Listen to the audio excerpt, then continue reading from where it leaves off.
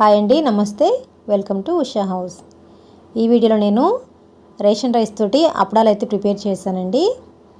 ఇవి టేస్ట్ చాలా బాగున్నాయి, చాలా క్రిస్పీగా వచ్చాయి. నోట్లో వేస్తే అలా కరిగిపోతున్నాయి అనమాట, అంత బాగున్నాయండి. టేస్ట్తో పాటు ఇవి హెల్త్కి కూడా మంచిది. మనం బయట కొన్న అప్పడాలు అయితే అవి ఒక 2 అప్పడాలు తినేసరికి మనకి స్టమక్లో కొంచెం అప్సెట్గా అలా అనిపిస్తూ ఉంటుంది, కొంచెం గ్యాస్ లాగా. ఇవైతే ఎన్ని తిన్నా సరే మనకి ట్రైన్పుల్ రావటం అలాంటిది ఏమీ లేకుండా ఈజీగా డైజెషన్ అనేది అవుతుందండి. ఇవి ప్రిపేర్ చేసుకోవటం కూడా చాలా ఈజీగా చేసుకోవచ్చు.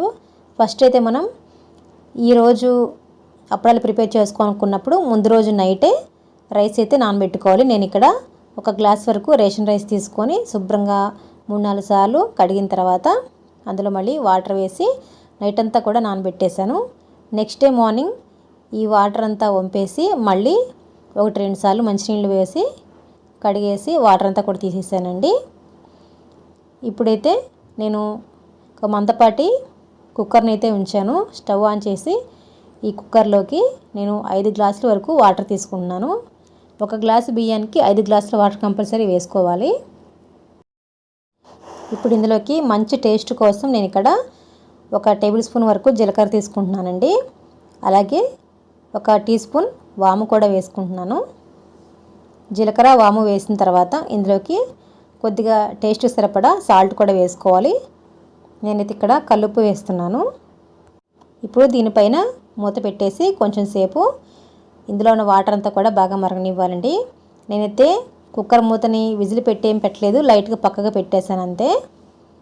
ఇలా చూస్తున్నారు కదా, ఇలా వాటర్ అంతా బాగా మరుగుతున్నప్పుడు స్టవ్ని కొంచెం మీడియం ఫ్లేమ్లో పెట్టేసుకొని మనం నానబెట్టిన రైస్ అంతా కూడా ఇందులో వేసుకోవాలి.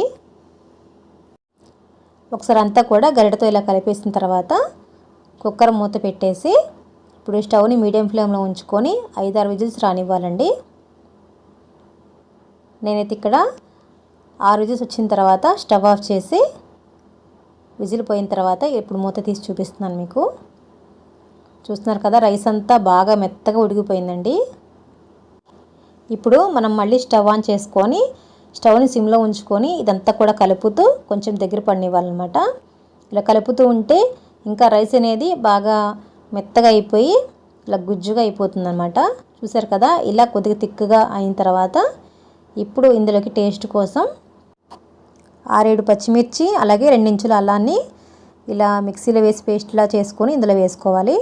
అలాగే ఈ అప్పడాలు అనేవి చాలా క్రిస్పీగా రావడం కోసం 1/2 స్పూన్ మాత్రమే వంట సోడాని వేసానండి. ఇది మీకు ఆప్షనల్ అనమాట. వంట సోడా వేసుకుంటే ఇంకా బాగా మంచి క్రిస్పీగా వస్తాయని వేసాను. ఇదంతా కూడా కలుపుకుంటూ మనం వేసిన ఈ పచ్చిమిర్చి అల్లం పేస్ట్ కూడా పచ్చివాసన పోయేంత వరకు కూడా ఇలా కలుపుతూ ఉండాలండి. స్టవ్ని మాత్రం సిమ్లోనే పెట్టుకోండి, ఎందుకంటే అడుగంటేస్తుంది కాబట్టి అడుగంటకుండా ఇలా కలుపుతూ దీన్ని కొంచెం తిక్కుగా అవనివ్వాలి. ఎందుకంటే మరీ పల్చగా ఉంటే అప్పడాలు పెట్టడానికి సరిగ్గా రాదు కాబట్టి కొద్దిగా దగ్గర పడనివ్వాలి. చూస్తున్నారు కదా, ఇలా గరిటెతో అంటే ఇది లూజ్గా కాకుండా ఈ కన్సిస్టెన్సీలో ఉన్నప్పుడు మనం స్టవ్ ఆఫ్ చేసుకోవాల్సి ఉంటుంది. స్టవ్ ఆఫ్ చేసిన తర్వాత కూడా దీనిపైన కొద్దిగా పక్కకు మూత పెట్టేసి ఒక 10 మినిట్స్ అలా పక్కన నుంచి చేసుకుంటే కొంచెం అది చల్లారి ఇంకా తిక్కుగా అవుతుందండి. ఈలోపు మనం 2 కవర్లకి ఇలా కొద్దిగా ఆయిల్ అప్లై చేసుకోవాలి. ముందుగా ప్లేట్లోకి కొంచెం పిండి తీసుకోవాలి. దాన్ని కొంచెం గరిటెతోటి ఆయిల్ రాసిన కవర్ పైన పెట్టేసి పైన మళ్ళీ ఒక కవర్ వేసేసి ఆ పైన ఫ్లాట్గా ఉండే ఇలా ప్లేట్ పెట్టి ఇలా ప్రెస్ చేశారనుకోండి, పిండంతా కూడా ఇలా రౌండ్గా పల్చగా అవుతుంది. ఇప్పుడు దీన్ని ఏదైనా ఒక కవర్ తీసుకొని ఆ కవర్ పైన ఇలా కొద్దిగా కొంచెం ప్రెస్ చేసేసి ఈ కవర్ని తీసేయడమే. చూసారు కదా, ఇలా పల్చగా మనం అప్పడాలు చేసుకుంటేనే అప్పడాలు అనేవి మనం నూనెలో వేయించిన తర్వాత చాలా క్రిస్పీగా బాగా మంచిగా బాగుంటాయండి. సేమ్ మళ్ళీ అలాగే కొద్దిగా పిండిని కవర్ పైన తీసుకొని దానిపైన మరొక కవర్ వేసి ప్లేట్ తోటి ఇలా ప్రెస్ చేస్తే సరిపోతుంది. ఇలాగే పిండి అంతటిని కూడా ఇలా పల్చని అప్పడాల్లాగా చేసుకొని ఈ కవర్ పైన పెట్టి కొంచెం ఒక 10 నిమిషాలు అలా ఎండలో పెట్టిన తర్వాత మనం ఇంట్లో అయినా సరే వీటిని ఫ్యాన్ గాలికి ఆరనివ్వచ్చండి.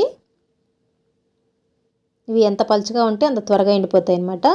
నేనైతే కొద్దిగా కవర్ మీద పెట్టేసి మిగిలిన పిండి కొంచెం ఎక్కువగా ఉందని చెప్పేసి ఇలా క్లాత్ పైన కూడా పెట్టాను. ఇవి కేవలం 2 రోజుల్లోనే ఇలా చక్కగా ఎండిపోతాయండి. ఇలా పూర్తిగా ఎండిపోయిన తర్వాత మీకు చూపిస్తున్నాను చూడండి ఎంత పలుచగా బాగా వచ్చాయో. ఎంత పలుచగా ఉంటే అంత తొందరగా ఎండిపోతాయి అన్నమాట. పూర్తిగా ఎండలో పెట్టామంటే ఒక రోజులో ఎండిపోతాయి. అదే ఇంట్లో ఫ్యాన్ గాలికి ఆరనిస్తే కనుక 2 డేస్ అలా పడుతుంది.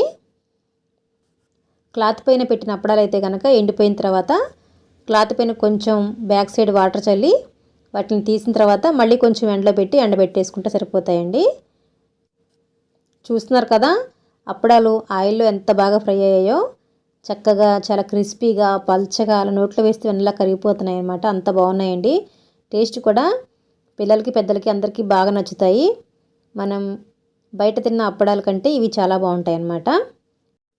మరి చూసారు కదా రేషన్ రైస్ తోటి అప్పడాలు ఎలా ప్రిపేర్ చేసుకోవాలో.